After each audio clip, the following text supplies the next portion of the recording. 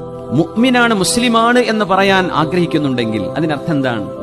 അല്ലാഹുവല്ലാതെ ആരാധനക്കർഹനായിട്ട് ആരുമില്ല. ഇത് എവിടെ നമ്മൾ കോംപ്രമൈസ് ചെയ്യുന്നുണ്ടോ നമ്മൾ ഇസ്ലാം എന്ന് പുറത്താ. നമ്മൾ സെക്യുലർ ആയിരിക്കാം, നമ്മൾ അങ്ങനെ മോഡേൺ ആയിരിക്കാം, നമ്മൾ അങ്ങനെയൊക്കെ ആവാൻ പറ്റും, മുസ്ലിം ആവാൻ പറ്റൂല.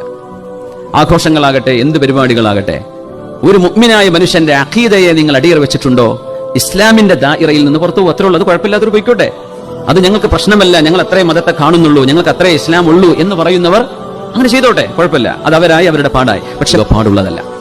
ഞാര് ചെയ്താലും അത് അവർ ചെയ്തല്ലോ ഇവർ ചെയ്തല്ലോ, അത് ദീനിൽ തെളിവല്ല. ദീനിൽ തെളിവ് പരിശുദ്ധ ഹബീബും പരിശുദ്ധ ഖുർആനും അഇമ്മത്തുൽ അർബഅ പഠിപ്പിച്ചു തന്ന ഫിഖഹിന്റെ ഉലമാഉമ അവർ പറഞ്ഞോ എങ്കിൽ നമ്മൾ അത് സ്വീകരിക്കും. അവർ പറയാത്തിടത്തോളം കാലം ഇന്നാള് ചെയ്തില്ലേ, അവർ ചെയ്തില്ലേ, ഇവർ ചെയ്തില്ലേ, അത് ദീനിൽ തെളിവല്ല. അവരും പടച്ചോനായിക്കോട്ടെ.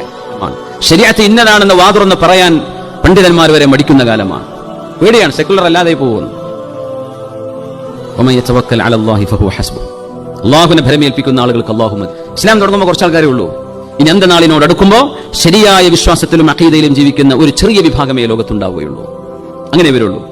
ഏലിയനായിട്ട് തോന്നും എന്ന് പറഞ്ഞാൽ ഇതെന്താ ഇങ്ങനെ, ഇവരെന്താ ഇങ്ങനെ ഒരു കൂട്ടര്, ഇവരെന്താ ഇങ്ങനെ എന്ന് തോന്നുന്നൊരവസ്ഥ വരുന്ന.